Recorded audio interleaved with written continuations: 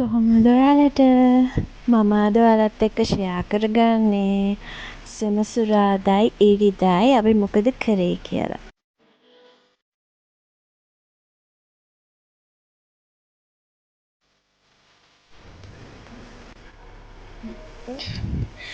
ඉතින් උදේම නැගිටලා පුතාට එහෙම කවලා මං ආවා ඊයේ රෑ හොදපු රෙදි ටික අවුවට දාන්න. අවුවකුත් නෑ ලොකුවට වහින්නත් වගේ.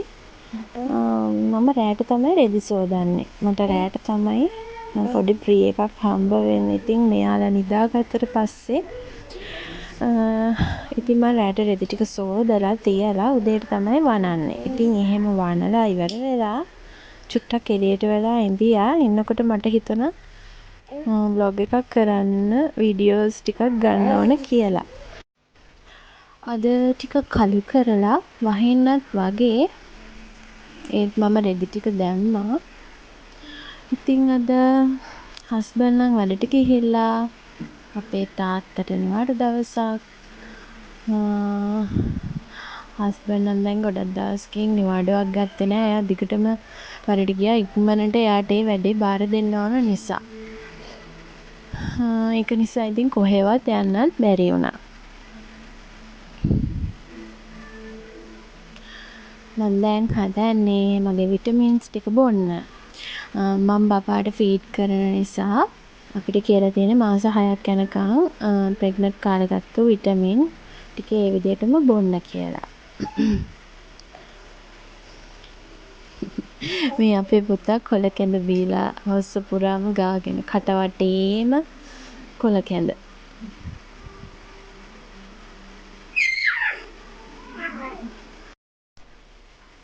මම මේ වීඩියෝ එකට වොයිස් කරනකොට මගේ චූටි දුව නැගිටලා ඉන්නේ. ඉතින් එයාත් මාත් එක්ක මේකට වොයිස් දෙනවා.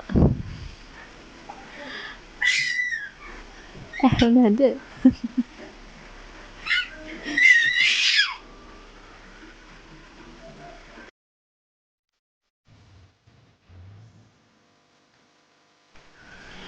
උදේ වහින්න වගේ ආවට වැස්සේ නෑ. ඊට පස්සේ හොඳට පෑවුවා. ඉතින් අපි හවස 4:30ට 5ට විතර පන්සල් යන්න ටේස්ට් කරලා තමයි ඉන්නේ. පුතා නම් හරිම ආසයි පන්සල් යන්න. එයාගේ හැමතිස්සෙම කටේ තියෙන පන්සල් පන්සල්. ඔය දැන් අපි යන ගමන් වෙනද නම් අපේ බෝලවත් එක්කගෙන යනවා අපි කොහේ හරි ගමනක් යනකොට. ওই කඩේට හැම ළඟට එහෙම යනකොට ට්‍රේල් එකේ දාගෙන යනවා. ඒත් බබාලා හම්බුනාට පස්සේ ඉතින් අපි ආව ට්‍රේල් එකේ මෙහෙම ගමන් එක්කන් ගියේ නෑ. ගොඩාක් දවසකින් ගොඩාක් කාලෙකින්. අපි ආවේ ගාල්ල කච්චිවත්ත පන්සලට. ගොඩක් වීඩියෝ කරේ නම් නැහැ. මං ඉතින් ෆෝන් එක වැඩේ ගත්තේ නෑ.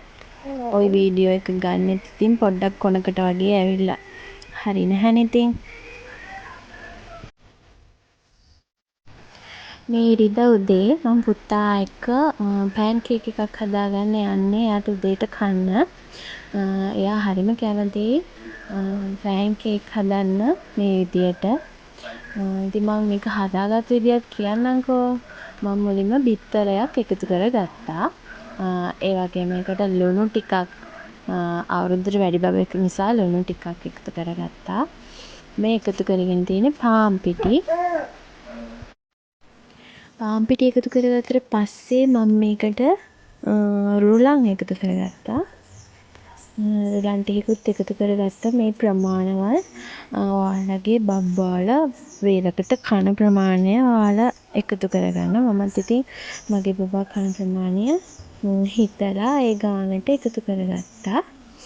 ඊට පස්සේ මම මේකට තල ඇට මුරුංග කොළ පවුඩර් එකතු කරා. මේක ඉතින් ඔයාලට තව ගුණ විදියට හදාගන්න ඕන තරම් පුළුවන්. නට්ස් වර්ග ඕනම දෙයක් පස්සේ එකතු කරන්නත් පුළුවන්. පෑන් කේක්. ඊට පස්සේ පෑන් එකක් ලිපේ තියලා බටර් ටිකක් දාලා බටර් ටික රත් වුණාට පස්සේ අපි හදාගත්තු පෑන්කේක් බැටර් එක මේකට එකතු කරන්න පුළුවන්.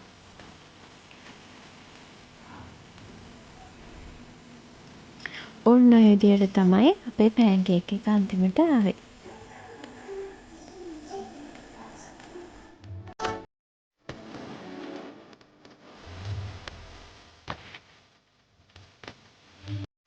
ඊට පස්සේ 10ට විතර මම චූටි දුවව නෑවුවා. නාවලා පිහ දාලා ඩයපර් එකක් අන්දලා එයාව නිදි කරා.